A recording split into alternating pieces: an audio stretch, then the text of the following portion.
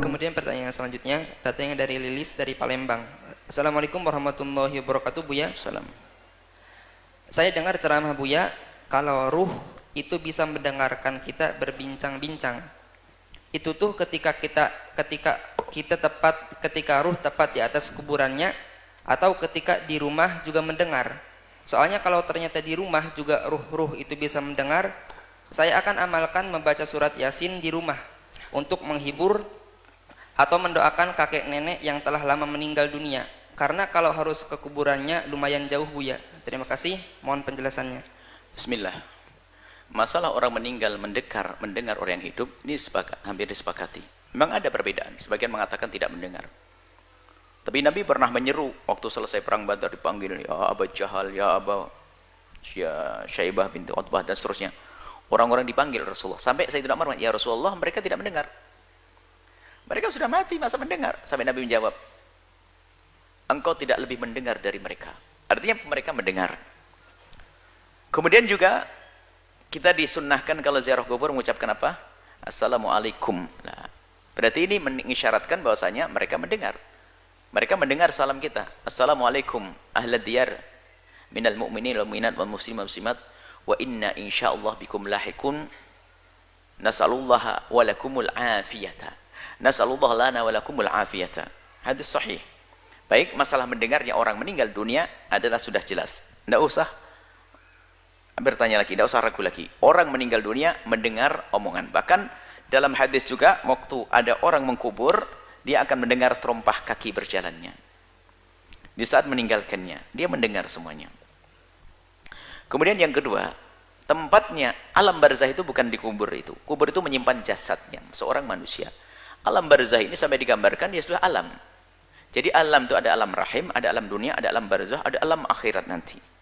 Ada alam rahim dengan alam dunia itu beda. Gedean mana? Gede alam dunia. Jadi alam rahim dengan alam dunia, gede alam dunia. Apakah setelah itu ada orang pengen masuk lagi ke rahim? Enggak ada. Alam barzah itu dengan alam dunia sampai dikatakan seperti perbandingannya seperti alam rahim dengan alam dunia. Gede alam barzah, Anda tahu. Seperti apa dan di mana tempatnya? Anda mati baru tahu nanti. Nah. Kemudian setelah itu ada alam akhirat, surga dan neraka. Wah, yang luasnya sudah. Nah. Jadi alam barzah itu beda dengan alam dunia. Undang-undangnya pun beda. Sampai Imam Malik mengatakan mereka itu punya roh mutlak, tidak terikat dengan materi.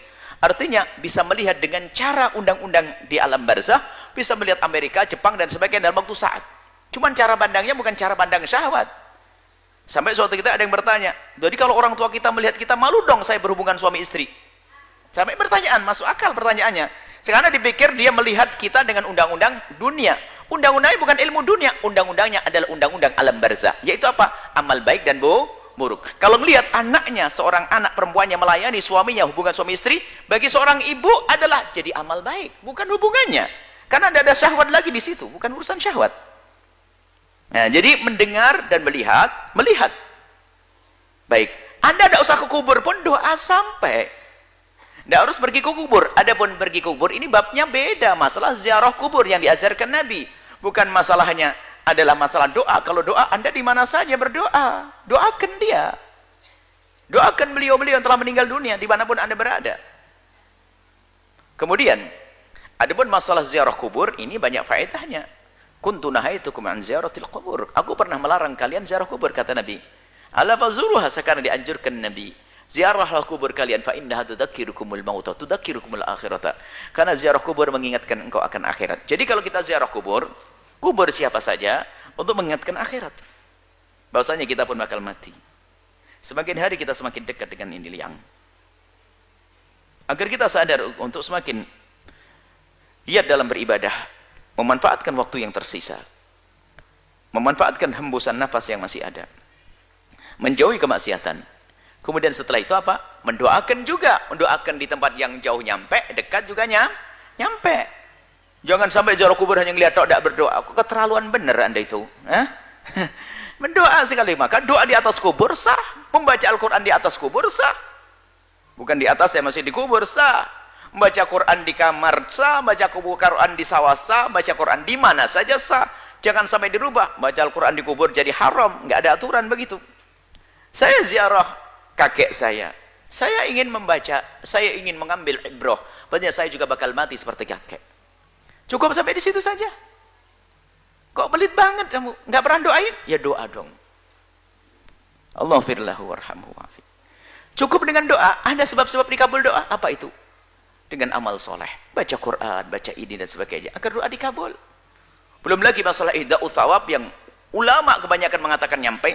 Pahat baca amal baik sebaik-baik banyak-banyaknya. Lalu Anda hadiahkan. Bagi yang mengatakan tidak sampai, itu urusan Anda. Saya kirim kepada Anda insya Allah, jangan khawatir. Yang nggak percaya tetap saya kirimin nanti. Jadi permasalahannya adalah ini beda masalah ziarah kubur. Jadi kalau Anda dalam mendoakan, biarpun Anda tidak bisa ziarah, jangan lupa doa. Ziarah Anda dengan batin Anda, ziarah kubur. Itu adalah memang sunnah. Nggak ada yang mengingkari masalah ziarah kubur ini. Ziarah kubur adalah sunnah. Ziarah kubur asal manusia saja sunnah. Bagaimana jika itu ziarah baginda Nabi Muhammad sallallahu alaihi wasallam?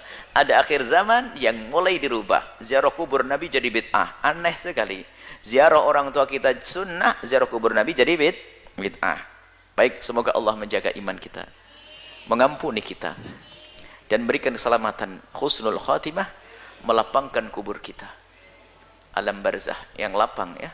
Kemudian sampai di padang mahsyar dengan selamat dan hingga di surga Allah Subhanahu wa taala. Wallahu a'lam bissawab.